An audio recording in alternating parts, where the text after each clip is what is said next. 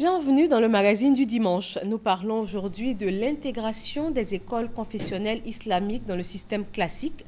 Comment cette décision de l'État ivoirien va-t-elle s'appliquer? Les élèves qui en sortent sont-ils au même niveau que ceux du système classique?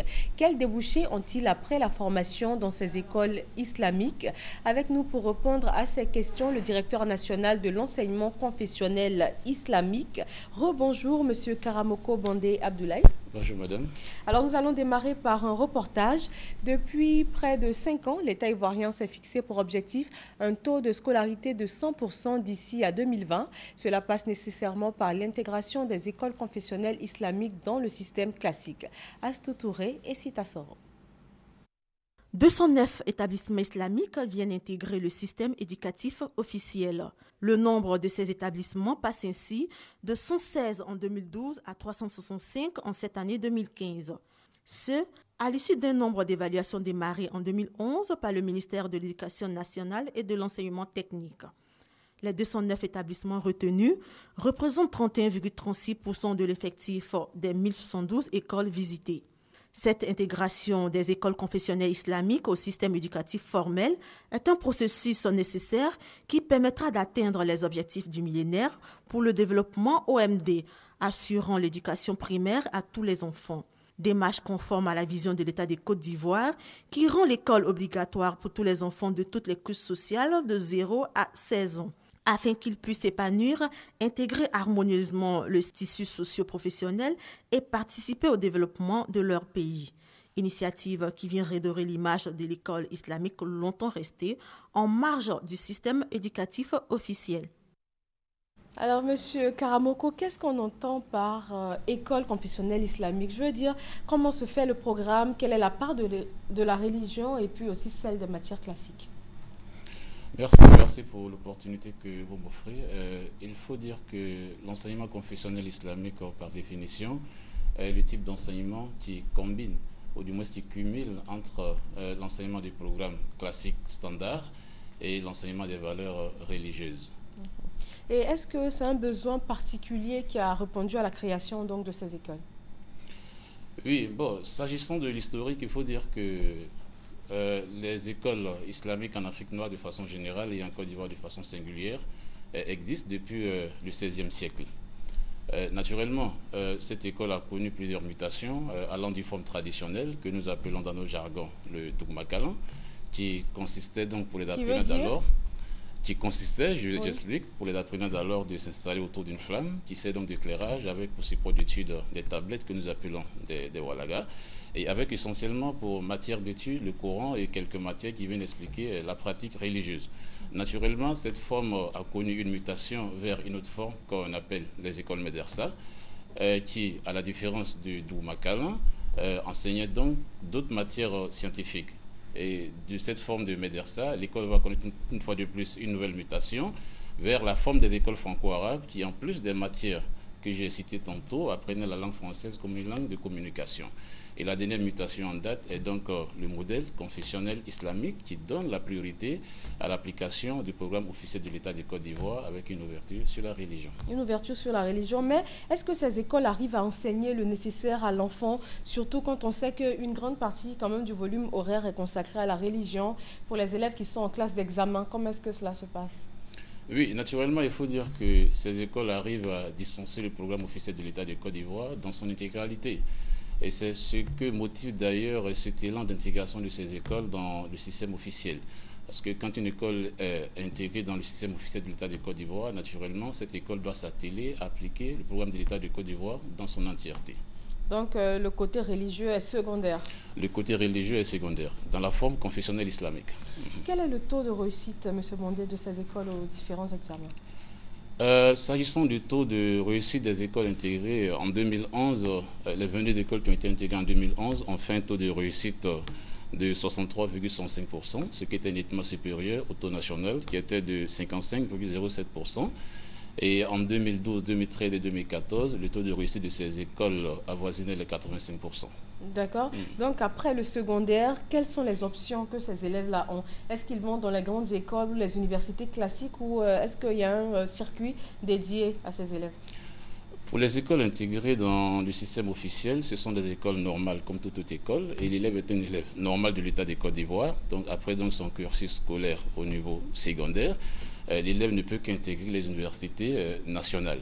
Pour ceux qui décident donc de continuer les cursus dans l'aspect normal et classique. Mais par contre, les élèves qui décident donc de s'orienter dans le cadre religieux, alors ces élèves-là se rabattent donc sur les universités islamiques, soit sur le plan national ou à l'étranger. Et on sait que ce n'était pas le cas avant. L'État ivoirien a décidé d'intégrer ces écoles dans le système éducatif national. Pourquoi cela? Il faut dire que depuis un certain temps, l'État de Côte d'Ivoire s'est résolument engagé à atteindre les objectifs de l'éducation pour tous, en assurant l'éducation à tous les enfants de ce pays. Aussi faut-il souligner que l'État s'est fixé pour objectif d'atteindre un taux de scolarisation de 100% à l'horizon 2020. Et ce taux de 100% à l'horizon 2020 ne peut être réalisé sans l'intégration de nos écoles, comme l'élément le disait tantôt. Parallèlement à ça, il faut également aussi dire que l'intégration de ces écoles répond au souci d'assainir ce taux d'enseignement et d'offrir les mêmes champs de ressources scolaires à tous les enfants de ce pays sans aucune distinction. C'est une révolution qui mérite d'être saluée. D'accord, et quand vous parlez d'assainissement, ça veut dire que vous avez un regard sur ce qui est dispensé dans ces écoles? Naturellement, nous avons un regard sur ce qui est dispensé dans ces écoles. On note à ce jour 325 écoles intégrées, mais on sait qu'il y a autour de 3000 écoles islamiques sur tout le territoire ivoirien. Quels sont les critères qui ont été retenus par le ministère de l'Éducation nationale? Naturellement, toute école qui aspire à l'intégration et à la reconnaissance de l'État de Côte d'Ivoire obéit à une critère de sélection, à une grille de critères de sélection, je veux dire, que je peux résumer en 4 points essentiels. D'abord, nous avons le critère des infrastructures. Toute école qui aspire à la reconnaissance doit être construite en matériaux définitifs et solides et non pas en matériaux temporaires et fragiles, tels qu'en bambou, en paille ou des abris de fortune. Également, l'école doit être située dans un cadre sécurisé et sécurisant pour les enfants. L'école ne doit pas être, par exemple, dans un ravin ou sous une haute tension. Et également, l'école doit disposer d'un aire de jeu pour les enfants. Il y a également le critère des équipements. Entendez par équipement les équipements administratifs, pédagogiques, sportifs et parascolaires. Il y a également le critère des ressources humaines. Toute école qui aspire à une reconnaissance de l'État de Côte d'Ivoire doit être à mesure de disposer d'un corps enseignant qualifié et apte à dispenser le programme officiel de l'État de Côte d'Ivoire. Et nous avons enfin le critère pédagogique. L'école qui aspire à une reconnaissance de l'État de Côte d'Ivoire doit appliquer le programme officiel de l'État de Côte d'Ivoire dans son intégralité, avec pour langue de transmission la langue française. Voici un peu de façon ramassée les critères exigés par le ministère de l'Éducation nationale. S'agissant du mode opératoire, si vous permettez, le mode opératoire de cette intégration, les écoles candidates s'inscrivent auprès des antennes pédagogiques, des DRENET.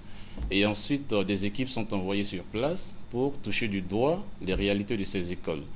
Et par la suite, un rapport est donc dressé et transmis à la CAICI, qui est la Commission nationale de l'accompagnement des établissements d'enseignement scolaire islamique, dirigée donc par l'inspecteur Drissa Kouyaté, que je salue au passage.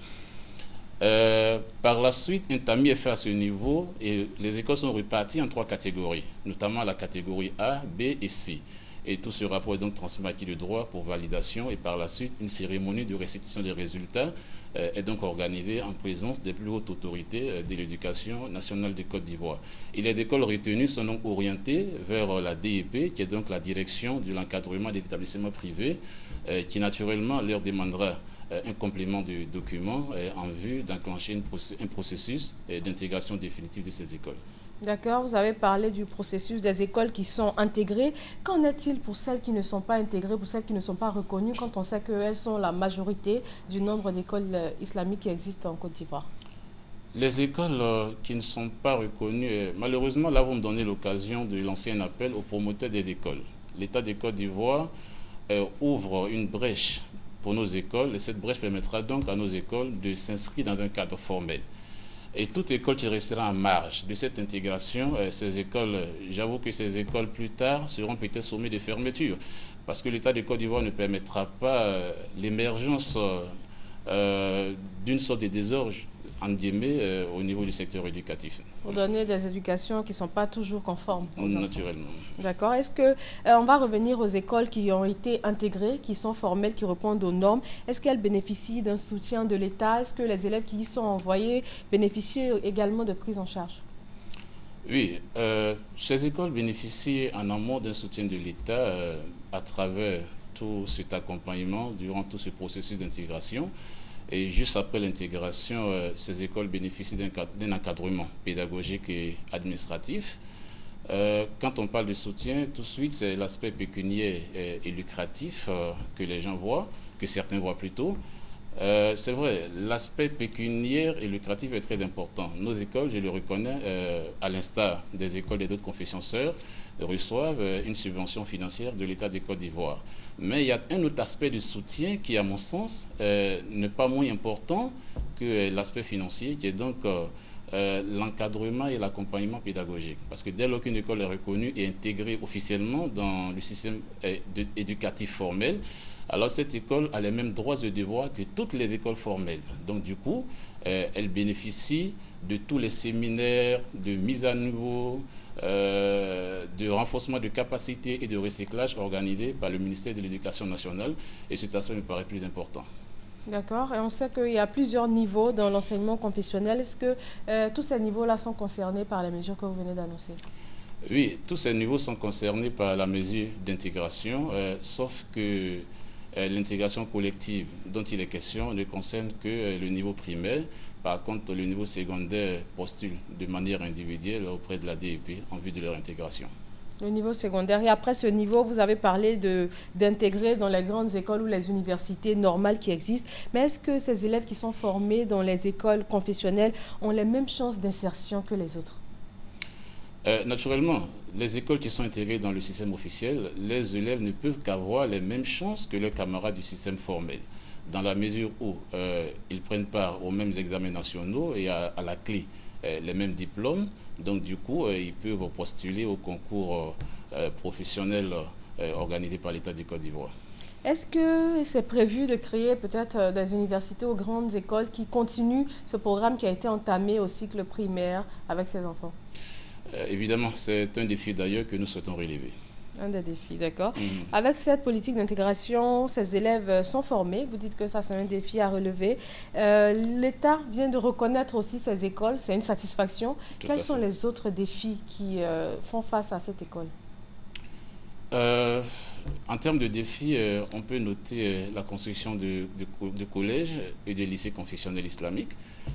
D'autant plus que les établissements secondaires dont nous disposons en termes de capacité d'accueil n'arrivent pas à absorber tous ces élèves qui réussissent à l'examen du CEP et de l'entrée en 6e. Donc du coup, l'État de Côte d'Ivoire les oriente vers les établissements laïques. Ce qui, malheureusement, met un frein à cet élan d'apprentissage des valeurs religieuses. Et pourtant, notre souhait, c'est de voir nos enfants, ou du moins c'est de voir cette chaîne et cet élan d'apprentissage des valeurs religieuses suivre tout le cursus de l'enfant jusqu'en classe de terminale. Et pour cela, nous nous sommes fixés le défi de construire au moins 32 lycées et collèges dans chacune des 32 régions de la Côte d'Ivoire. C'est un défi majeur, les moyens font défaut, mais je pense que les bonnes volontés et les partenaires entendront ce cri de cœur.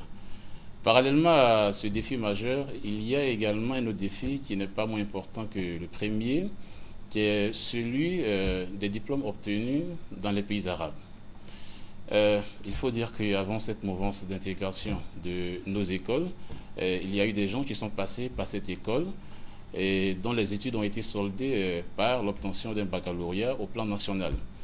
Et un baccalauréat délivré, non pas par l'État de Côte d'Ivoire, mais délivré par leur établissement, chose qui ne leur permettait pas d'intégrer les universités nationales. Donc ces gens sont trouvés pour palliatif de se rabattre sur des universités de pays arabes. Ils sont des dizaines de milliers à travers la Côte d'Ivoire. Certains ont la licence, le master en poche, le doctorat pour certains. Ils sont dans des situations oisives. pour la simple raison qu'il n'y a pas de mesure d'équivalent de leur diplôme qui est mise en place. Et j'avoue que ça s'apparente à un problème social qui préoccupe la communauté musulmane au plus haut niveau. À sa tête, le Cheikh Boukari Fofana et le COSIM. Et nous pensons que nous avons confiance et nous avons foi en nos autorités. Et nous pensons que par la grâce de Dieu, ce défi et ces plaidoyers de la communauté musulmane seront entendus. Alors, vous l'avez dit, il n'y a pas d'équivalence pour ces diplômes-là. Et pour ces élèves qui reviennent avec ces diplômes, ou pour ceux même qui arrêtent après le bac, quels sont les débouchés qu'ils ont? Pour les élèves qui reviennent avec les diplômes des pays arabes, pour ceux qui ont appris la théologie, les mosquées peuvent les recueillir comme personnel de mosquée. Mais par contre, ceux qui ont appris d'autres disciplines ou d'autres filières scientifiques, alors s'il n'y a pas d'équivalence, ces gens ne peuvent qu'entreprendre d'autres activités qui n'ont rien à voir avec ce qu'ils ont appris. D'accord, je rappelle que M. Karamoko Bondé Abda, vous êtes le directeur national de l'enseignement confessionnel islamique. Pour boucler cet entretien, comment vous voyez l'horizon? Oui, l'horizon, nous pensons que l'horizon de plus en plus est reluisant pour nous les acteurs de ce système. Par le passé, l'horizon était très sombre, permettez-moi de le dire, parce que là, par le passé, nos écoles étaient confinées au ministère de l'Intérieur. Vous convenez avec moi que le ministère de l'Intérieur ne dispose d'aucun département pédagogique.